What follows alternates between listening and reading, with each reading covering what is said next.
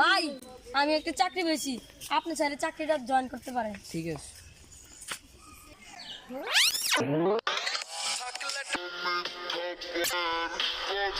ভালোবাসার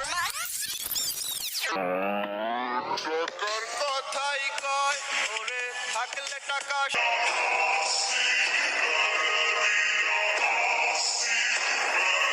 কিরে ফেলুদা, কি অবস্থা? শুনছিলাম তুই ইন্টারভিউ দিতে গেছিস, কি খবর ইন্টারভিউ? আরে বেটা আমার তো চাকরি হয়ে গেছে। বস ভাই, কিভাবে হলো তোর চাকরি?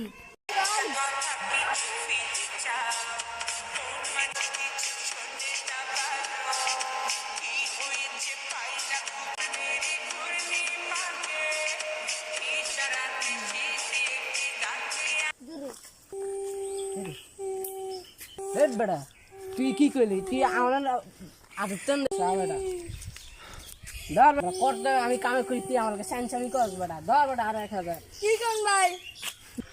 টাকার পক্ষে জয় ভালোবাসার মানুষ টাকায় বিক্রি হয়।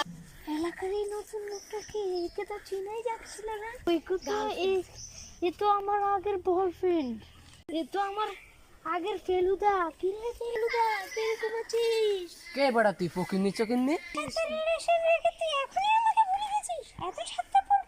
ও আমার তো মনে পড়েছে, তুই তো সেই তুই চাকরির জন্য আমাকে ছেড়ে দিস। আর এখন দেখ আমার গেট আপ দেখ বেটা, তখন তুই আমাকে জোতা দিয়ে মারবি বলেছিস, আর এখন আমি তোকে জোতা দিয়ে মারবো। সে বড় হয়ে আরো অনেক বড় উচ্চ লেভেল এবং ভালো পজিশন যারা এই নাটকটি এতক্ষণ পর্যন্ত দেখছেন তারা অবশ্যই বুঝতে পেরেছেন এই সারা বিশ্বে মানে যত ছেলে মেয়ে আছে যারা পড়ালেখার পর বেকার, যতটা কাছ থেকে ধরা যায় বা দর্শককে দেখা যায় আমি তাই চেষ্টা করেছি।